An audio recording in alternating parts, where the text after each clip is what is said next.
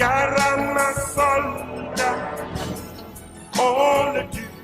mais on ne le déshonore pas.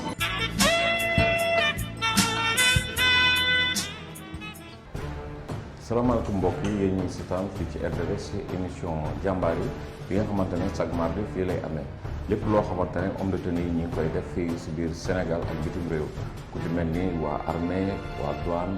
waa gendarmerie waa police tey nag li mu leen indil dafa laal ci 4 corps yooyu nga xamante ne mooy li mu leen wax lu si mel ne douane am na ci saisie bu doy waar boo xamante ne def nañ ko fi ak lieutenant colonel Camara ci wàllum médicament yoo xamante ne dañ koy tere ci dugal ko ci dëkk bi gars yi di ko fraude di ko jaay ak ci wàllum yamba bi nga xamante ne jeunes yu bëri tey ji moom moo leen yàq boo xoolee tam ci côté gendarmerie ànd woon nañ ci ak lieutenant colonel Abdou Meng bi nga xamante ne moom moo nekkoon brigade de recherche pour gendarmerie bu Colobane ci jamono yi ñu passé mu jàppoon 800 personnes yi nga xamante ne ñu ngi leen jàppee ci ancien piste bi samedi passé mu amaloon bu doy waar boo xamante ne ñu nga amoon ci forêt bi nga xamante ne moo nekk Kër Massar ku ci nekk jooytu na bandi yi nekk foofu agresseurs yi nekk foofu mu dem fa ak équipe am def opération de sécurisation bu doy waar jàpp fa ay nit yu bari ba ak ab kër goo xamante ne dañ fa doon jaay ab drogue ñu jàpp fa lu mat 14 personnes jàppale leen ak 14 kilos yamba ak lu mat 300 000 francs bu ñu fi jógee tamit dinañ dem ba Géejawaay ci commissaire central Madjibou Lay bi nga xamante ne moo nekkoon tamit commissaire bu nekk Mbour nekk léegi Géejawaay jàpp ki nga xamante ne moom la ñuy wax Akon te gars yi doon ko wër lu bëree bëri ak xaritam boobu ñuy wax topp lu ñu def lu dul wan leen benn résumé bu ndaw ñu daal di commencé.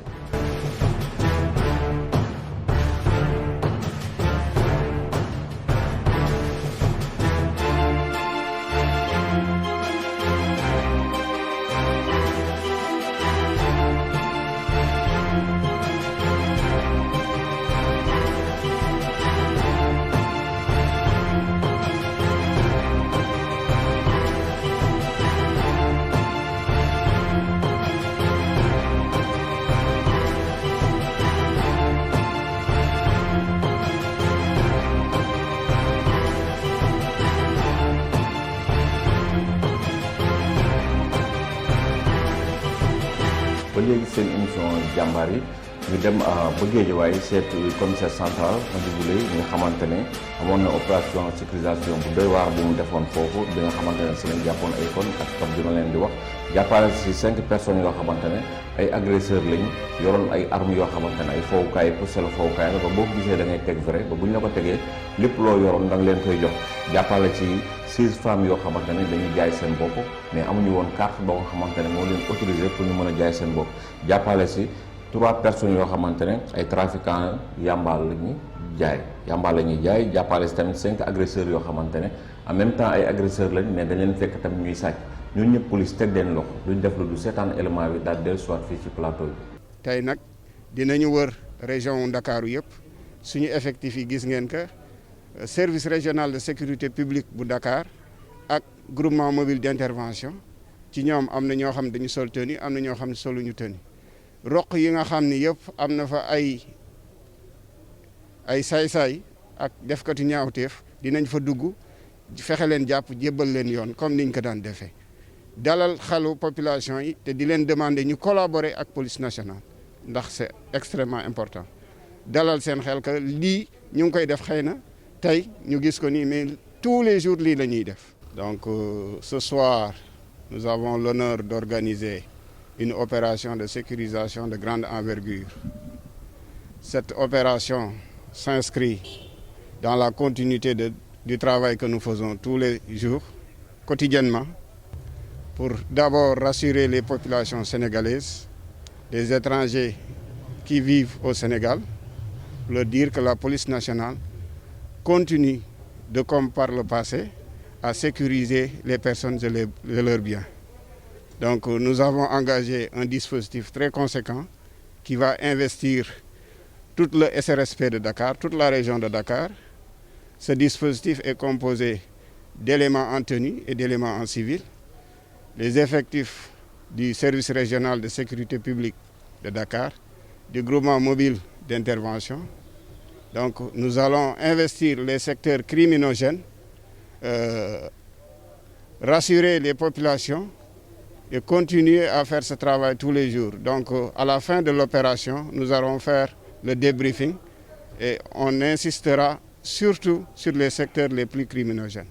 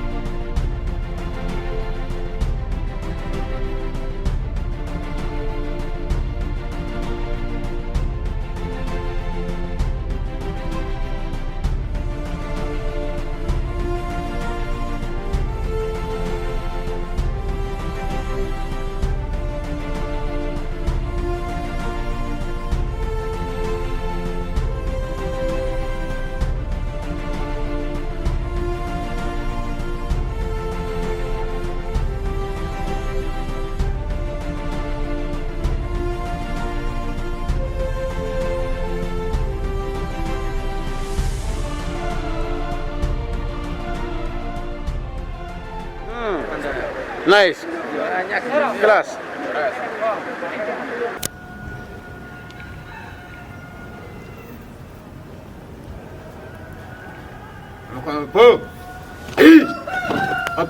ci wolof rek li ci jar a retenir mooy guddik tey kilifa yi dañu santoon benn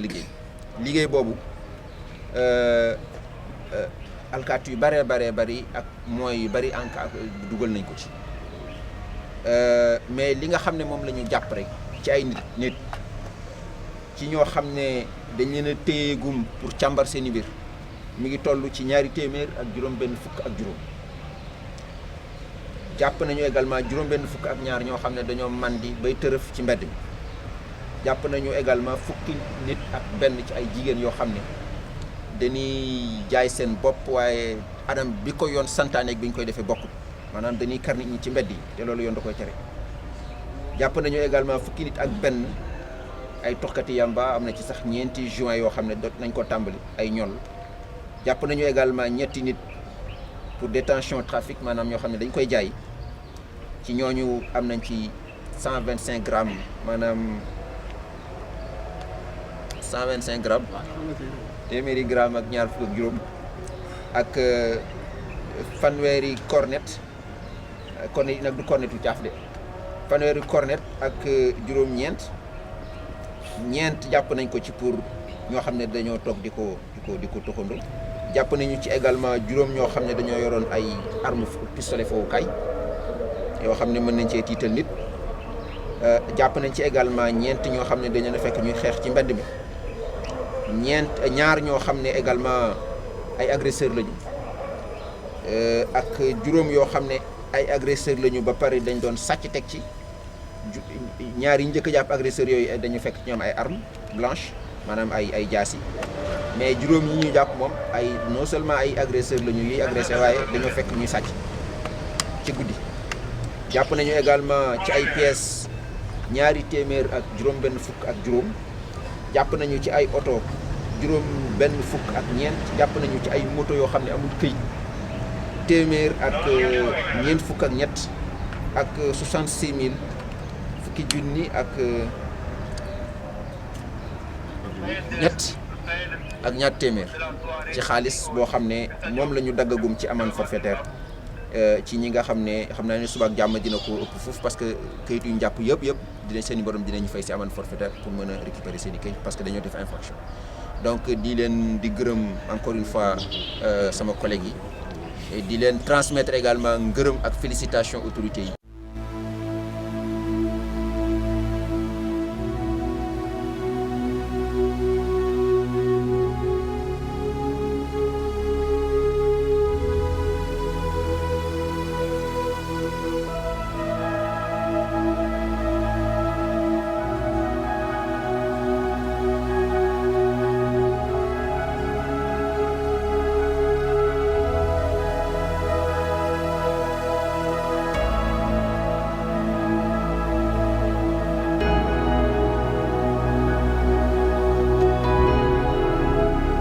ci xaaju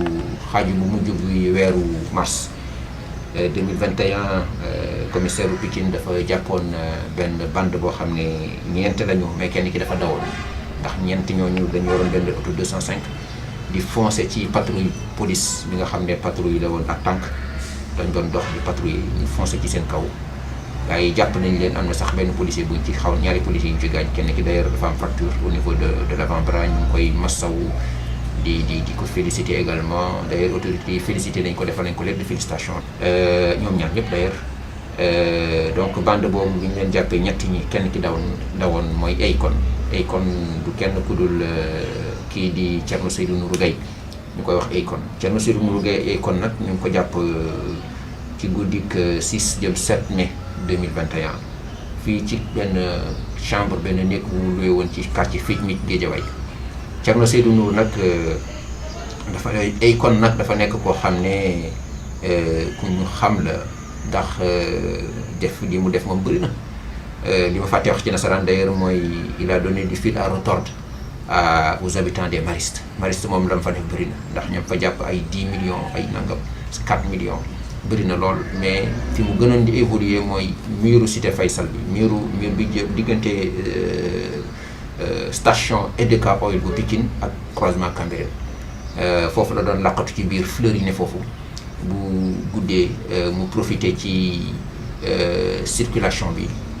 fluidité circulation bi pour génn rek booy romb ak moto wala ngay dox ak tànk moom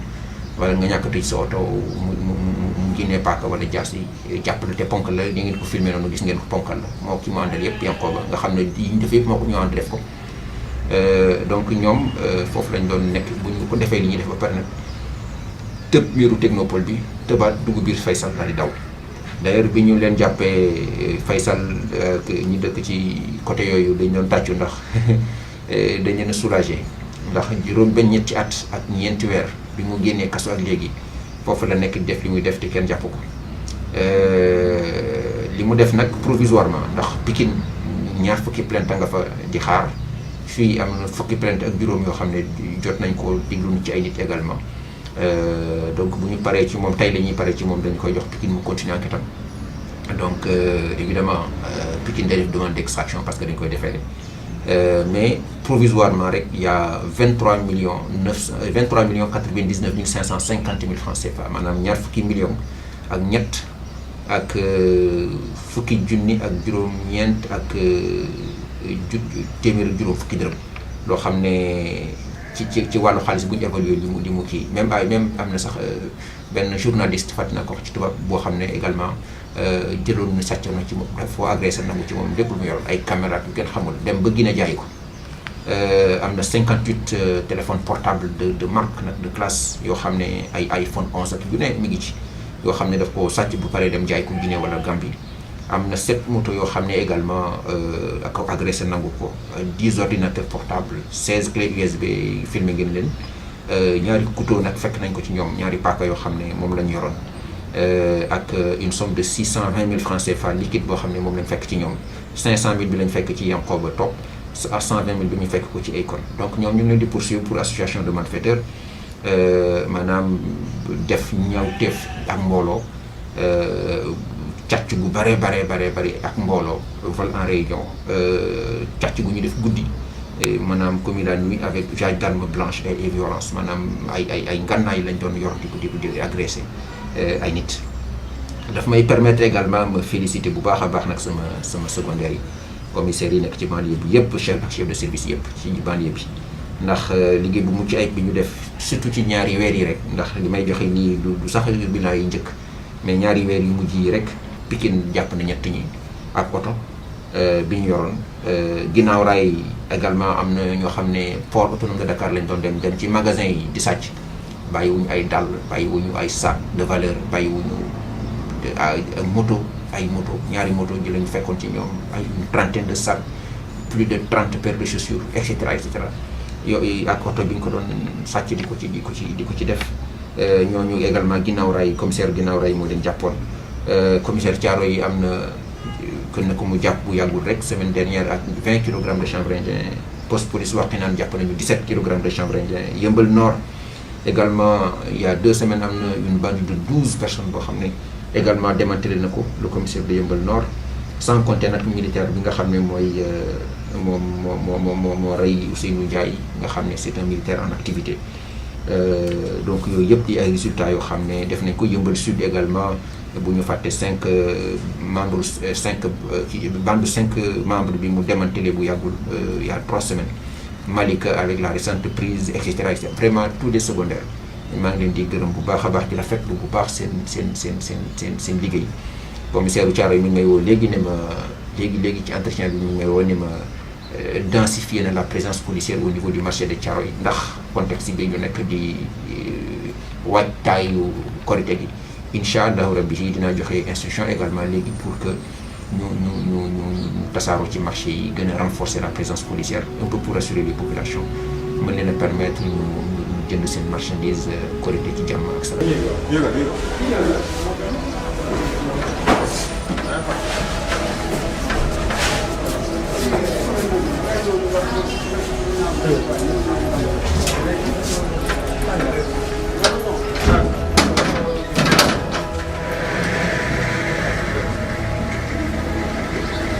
ginnaaw bañ seetaanee élément bi nga xamante ne kooku mooy commissaire Madjibou Leye jiite lépp luy police bi nekk ci banlieue bi ñu koy wax commissaire central Madjibou Leye ñu dem ba gendarmerie seeti lieutenant colonel Abdou Meng bi nga xamante ne moom moo jiite légion bi nekk ouest defoon opération bu doy waar ci Kër Massar parce que Kër Massar forêt Kër Massar bi dafa doy waar kenn ñemewu fa dox bu lëndëmee moom nag demoon fa ak ay naataangoom demoon fa ak ay gaayam yóbbu li nga xamante ne ay xaj lañ lépp loo xamante ne gendarmerie am na ko dina mën a jàpp koo xamante ne jaay ko te drogue la wala koo xamante ne defkat la dem nañ fa nag def fa jàpp fa ñu bari ba duggaale biir Mbëbës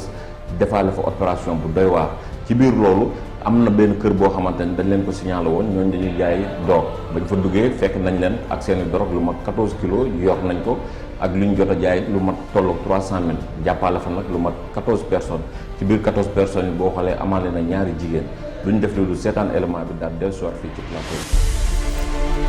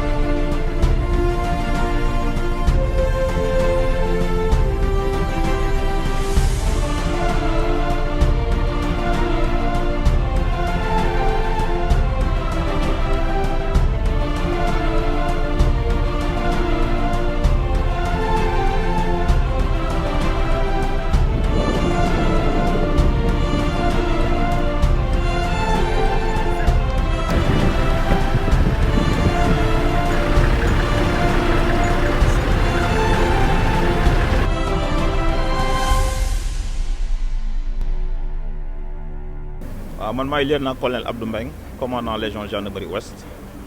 comme ni ñu ko tàmbalee ci yeneen gox yi nga xam ne dañu bokk suñu secteur de compétence tey dañu ñëwoon Kër Massar ci àll bi fi ñuy wax la forêt de Kër Massar ak quelques quartiers pour def fa benn opération. Alors opération boobu biñ koy préparé dafa am ay kër yoo xam ne dañu leen signalé woon ñu wax ñu ne fay dañ fay jaay drogue bi ñu fa demee effectivement gis nañu ay famille lëmm yoo xam ne day effectivement dañ doon jaay drogue jàpp nañu quantité bu toll ci 14 kilos jàpp aussi 14 personnes am na ci ñooñu am na ñaari jigéen d'ailleurs et li ñu jël ci xaalis aussi xaw na jege tuuti 300 000 francs donc opération bi biñ koy def les unités de la Légion Ouest donc ñi nga xam ne ñoo leen ci jàppale mooy waa GIGN ak waa Sino Group ak waa Légion de gendarmerie d'intervention donc muy ay moyens yoo xam ne suñu kilifa yi ñoo ñu leen jox pour ñu liggéey bi ñu doon liggéey tey moo tax ñu am résultat yi nga xam ne wax naa ko sànq.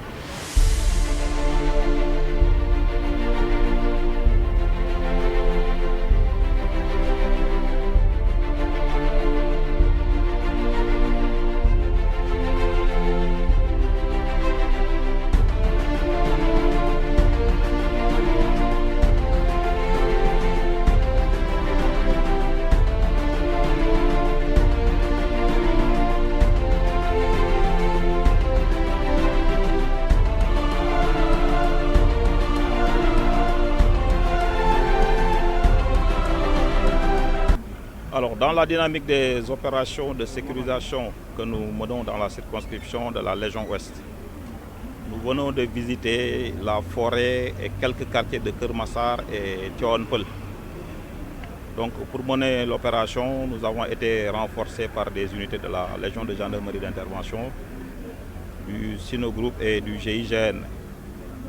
À l'issue, nous avons interpellé 150 personnes, dont 14 pour trafic de chanvre indien. Je dois préciser que lors de la préparation de l'opération, des maisons nous ont été signalées comme étant des lieux d'intense trafic de chanvre. Alors ces maisons ont été visitées à Kër Massar et à Tivaouane Peulh, ce qui nous a permis donc de saisir 14 kilos de chanvre et d'interpeller 14 personnes et de saisir également des numéraires d'un peu moins de 300 000 francs. ginnaaw bañ dellu see ci plateau bi ñu gis waa gendarmerie liggéey bu am solo bi nga xamante ne ñu ngi koy def guddi ak bëccëg te boo xoolee opération boobu daanaka sax bëccëg lañ ko tàmbali jëm guddi gi lay wane rek suñu homme de tenue yi ay jàmbaar lañ xëy na nag ñu bëri dañuy réere seen mbiru liggéey ba lu leen neex wax wala lu leen neex xalaatee mais pour man ñii ay gaynde lañ ñii ñu jar a sarga lañ parce que boo tëddee sa kër di nelaw lépp loo xamante ne lu la nar a faagaal la ñoom buñ ci yemee dañ ciy teg seen loxo mu jaral leen xeex ba jaral leen sax bu ñàkkee seen bakkan bu si jaree dañ ko ciy def léegi nag duñ def lu dul dem ba seet waa douane seet lieutenant-colonel Camara bi nga xamante ne moo jiite waa Mbour yi ñu jàppoon quantité bu bari ci médicament yoo xamante ne baaxul fraude la gars yi dañ koy dugal ci biir réew mi di ko jaay askan bi ñii di ko jëfandikoo loraange bu bëri mën na si juddoo en même temps gars yi yoroon tamit drogue boo xamante ne ay yamba bu bari la xaalis lu boo calculer li ñu jàpp ci médicament ak li ñu jàpp ci yamba ci quantité boobu war naa mat presque demi-milliard kon nga xam ne loolu xaalis bu bari la boo xamante ne pertement la si suñu réew mi duñ def nag lu seetaan élément bi daal dellusiwaat fii ci plateau bi. C'est une brigade qui a en 24 heures fait déjà 2 saisies, une saisie de chanvre indien et une saisie de médicaments. Et avec l'autorisation de l'autorité supérieure,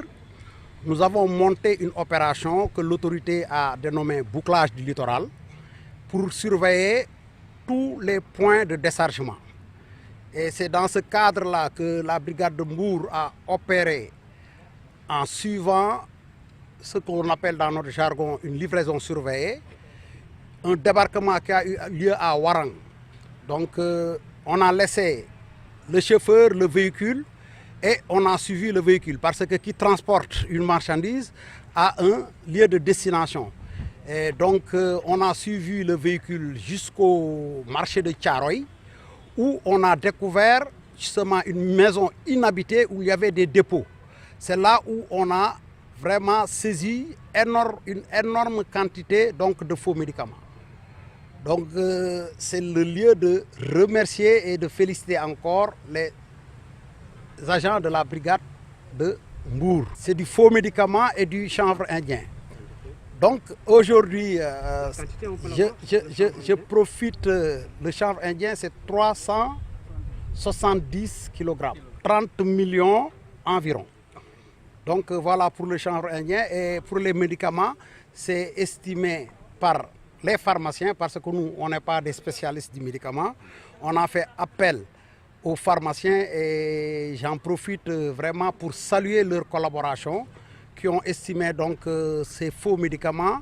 à 518 millions à peu près.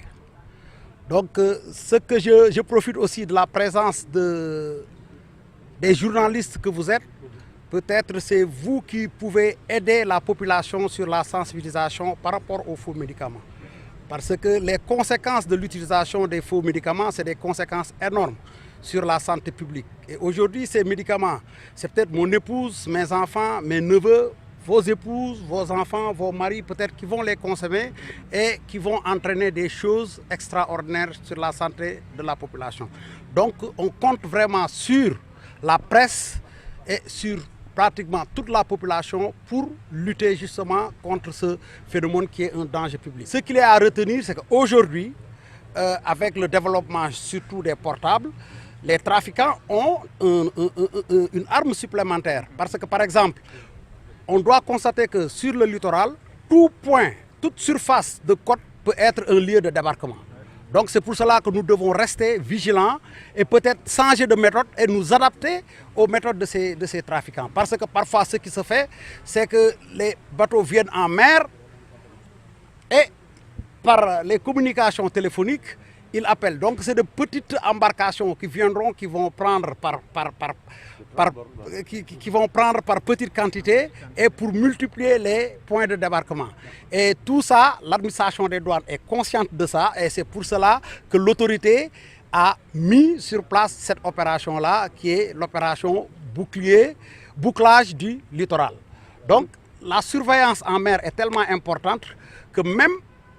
récemment on a eu une réforme qui va multiplier encore la surveillance parce qu'on va créer deux autres subdivisions maritimes, une subdivision pour le littoral nord, une subdivision pour le littoral sud avec une direction régionale qui va les coiffer.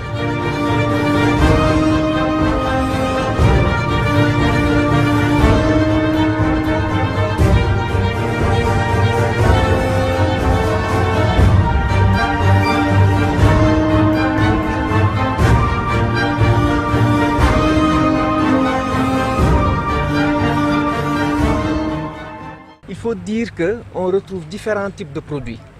Il y a plusieurs types de familles thérapeutiques, notamment des antibiotiques, mais aussi des orexigènes. Ce qu'on appelle des orexigènes, c'est des médicaments qui donnent de l'appétit, donc que les femmes utilisent couramment pour de la prise pondérale. Mais aussi, on retrouve d'autres types de produits, notamment des antalgiques. En principe, plutôt des associations d'antalgiques et d'anti-inflammatoires.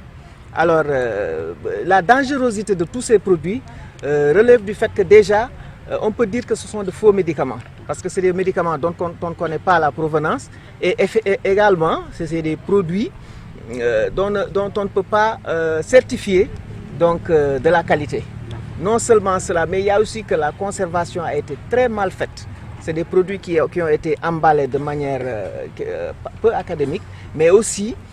qui ont été transportés de la mauvaise manière, qui ont été stockés de la mauvaise manière, et la dispensation, n'en parlons pas, parce que ce ne sont pas des professionnels de santé.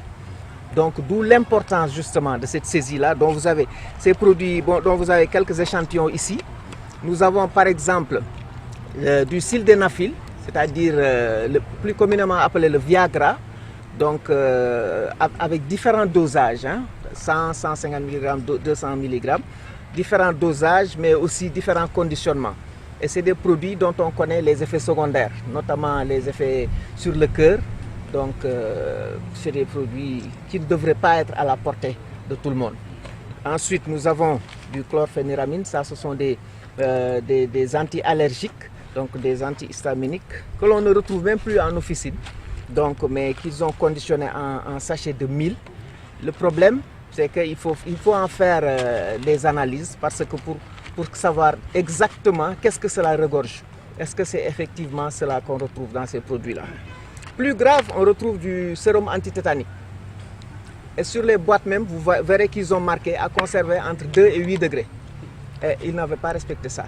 ginnaaw bañ dellu see ci plateau bi ba léegi seen émission jàmbaar yi ak ñi nga xamante ne ñoom ñooy waa douane ñu leen di jaajëfal bu baax di jaajëfal lieutenant-colonel Camara ñu ko jaajëfal bu baax léegi nag duñ def lu dul dem ba Casamance fekk yi nga xamante ne moom mooy colonel Kandé nag ñëpp xamoon nañ ko ci Batpara mu nekkoon fa jiite fa ba jóge fa daal di dem ci zone boobu ñu koy jaajëfal bu baax parce que depuis ba mu fa nekkee gis nañ ne problème Casamance bi avancé na bu bari boo xoolee bee passé bañ jàppee camp rebelle yi ba ko armée bi nangoo moom moo ko jiite woon ba bii ñu nekk tamit moom moo ko jiite woon ñu koy jaajëfal bu baax di ko xamal ne sénégalais yëpp dëgg ci moom sénégalais yëpp ñu ngi koy delloo njukkal bu baax a baax moom ñëpp ñi nga xamante ne ñoom la fa nekkoondool ci biir terrain bi ñuy jaajëfal bu baax colonel Kandé bi nga xamante ne bañ fa demee fekk nañu rebelle yi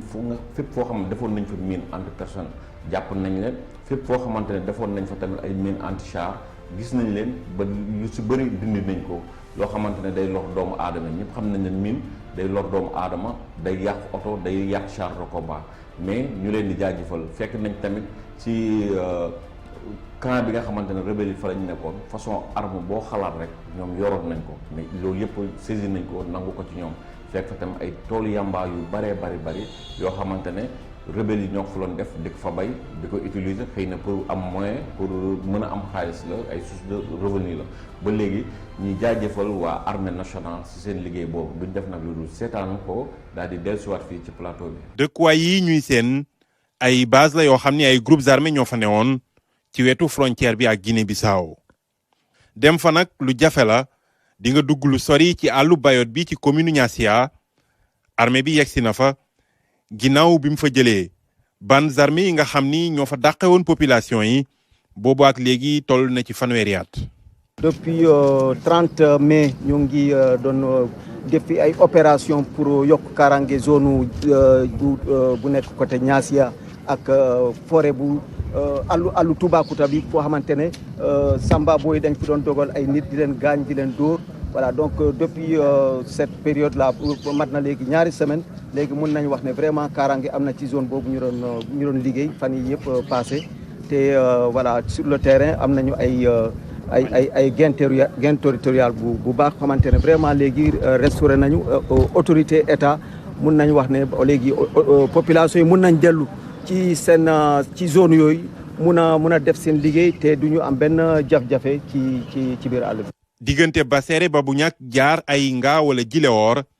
armée bi jël na position yëpp ba pare ubbi yoon yi. phase majeure bi nekkoon dem jël base Bagam mu ngi nekk ci booru frontière bi presque à 200 mètres de la frontière donc base bu mag la boo xamante ni dafa am fukk ak juróomu bunker yoo xamante ni vraiment dañ leen étaler dans la profondeur. donc pour jëloon ko xaw na jafetul parce que voilà dafa nekkoon ci foo xamante ni dafa nakari woon jot voilà donc dem nañ ba jël ko malgré que amoon na benn résistance mais quand même acculé nañ ennemi bi ba mu daw bàyyi fa matériel bu takku. Bagam benn la ci base yooyu nekk ci wetu frontière bi ak Guinée-Bissau waaye duñ fa mën a yegsi fu jafe dem la te min yaa ngi fay des ba tey. base bu nekk ay dëkkuwaay la